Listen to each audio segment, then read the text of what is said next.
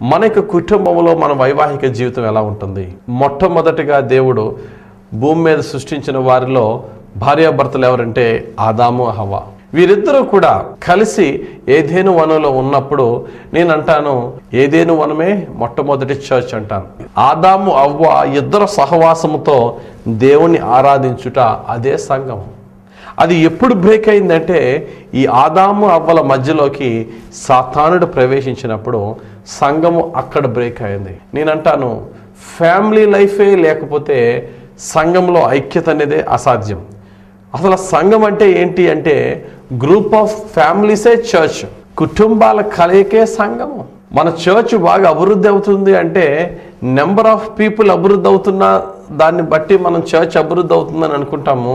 అయితే అంతకన్నా ముఖ్యంగా తెలుసుకోవాల్సింది ఏంటంటే విశ్వాసుల సంఖ్య పెరుగుతున్నారు కరెక్టే, కుటుంబాలు ఏ విధంగా ఉంటున్నాయి. నన్ను అడిగితే family is the first church.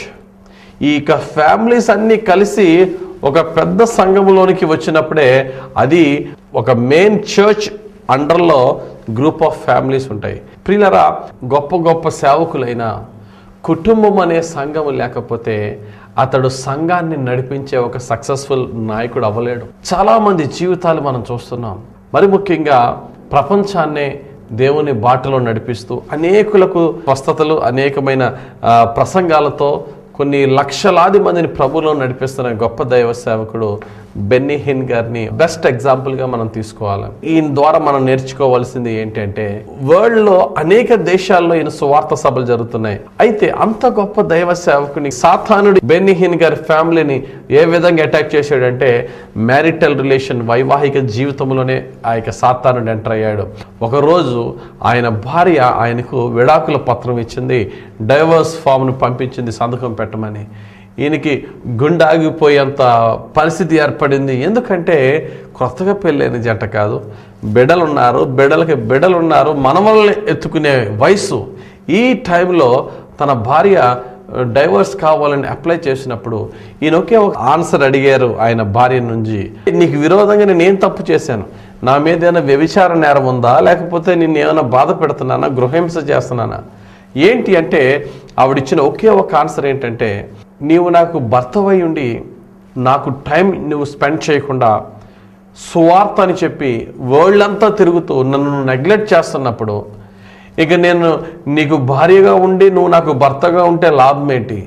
దాని బదులు నాకు డైవర్స్ ఇచ్చేసి నాకు దూరంగా ఉండి నువ్వు సేవలో ఉండి అని చెప్పేసి ఆ ఒక్క రీజన్తో బెన్నీ హిన్ గారి భార్య బెన్నీ హిన్ గారికి డైవర్స్ ఇచ్చినప్పుడు ఆయన చాలా తలడిల్లిపోయాడు. గొడవ ఇంచుమించు 1-2 సంవత్సరాలు సాగింది. చాలా ప్రయత్నించారు, కానీ ఆవిడ స్ట్రాంగ్ ఉన్నది, ఈయన స్ట్రాంగ్గా ఉన్నాడు.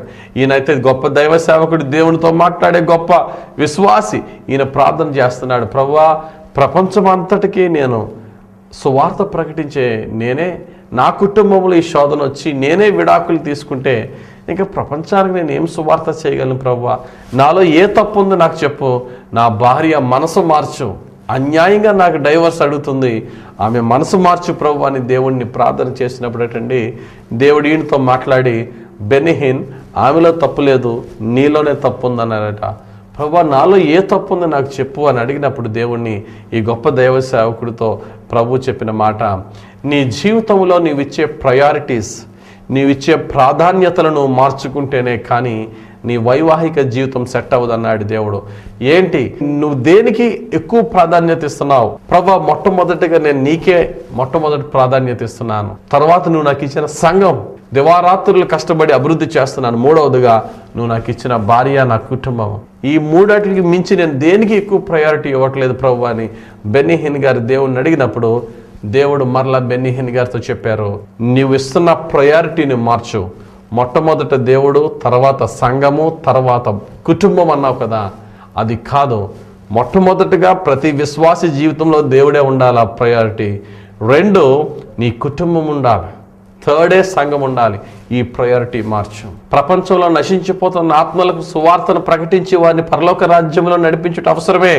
అయితే నువ్వు పెళ్లి చేసుకున్నావు కనుక ముందు నీ భార్యను సంతృప్తి పరిచి ఆ తర్వాతే నీ పరిచర్యకి నువ్వు ఇవ్వాలి అని చెప్పినప్పుడు ఈయన మరలా తన భార్య దగ్గరికి వెళ్ళి, సారీ నా తప్పును నేను తెలుసుకున్నాను, నా తప్పును సెట్ చేసుకుంటాను అని చెప్పి తన భార్య ప్రేమను పొందుకుని మరలా ఇద్దరు కూడా అనేక గొడవల తర్వాత అద్భుతంగా రీయూనియన్ అవిన సంఘటన మనం ప్రపంచమంతటికీ తెలుసు.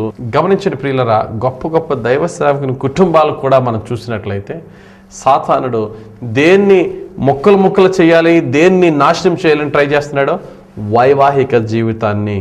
ఎంత గొప్ప ప్రార్థనాపరుడైనా, గొప్ప పాస్టర్ అయినా, ఒక సామాన్యమైన చిన్న విశ్వాసి అయినా, బైబిల్లో గొప్ప జ్ఞానం లేని వారైనా, గొప్ప ప్రార్థనాపరులు కాని వారైనా, ప్రభువుని తెలుసుకున్న వారు మొట్టమొదటిగా తెలుసుకోవాల్సింది ఏంటంటే, పెండ్లి చేసుకున్న నీ భార్యతో, నీ భర్తతో సమాధానం కలిగి, ప్రేమ కలిగి, ఫేత్ఫుల్గా, నమ్మకంగా ఉంటే అదే క్రైస్తవ జీవితానికి ఒక పునాది, ఫౌండేషన్స్ లాంటిది. దేవుడే మన కుటుంబాల్లో మిరాకిల్స్ మనకు తెలియకుండా, మనకి కనబడకుండా యేసు ప్రభు మన హృదయాల్లో అద్భుతాలు చేసి కుటుంబ జీవితాలని, వైవాహిక జీవితాలని కట్టేలాగా మనం యేసయ్యకి సమర్పించుకుందాం. మన ఫ్యామిలీస్ని ప్రభువే మన కుటుంబానికి అధిపతిగా ఉండి మన వైవాహిక జీవితాలని ఆయన కృపతో కట్టి, ఆయన ఆత్మతో నడిపించి, ఆయన ప్రేమతో దీవించునుగాక. ఆమెన్. ప్రార్థన చేసుకున్నాం. ప్రేమ కలిగిన యేసయ్యా నీకు స్తోత్రాలు. ఈరోజు మీరు ఇచ్చిన వాక్య ప్రకారముగా ఎన్నో కుటుంబాలనైనా నీ యొక్క నామంలో వాగ్దానం చేసుకున్న కుటుంబాలే వాగ్దానాలు మర్చిపోయి భర్తలకు భార్యలు, భార్యలకు భర్తలు అవిధేయులుగా జీవించి వారి వైవాహిక జీవితాల్ని బహు దుఃఖకరంగా చేసుకొనిచున్నారు.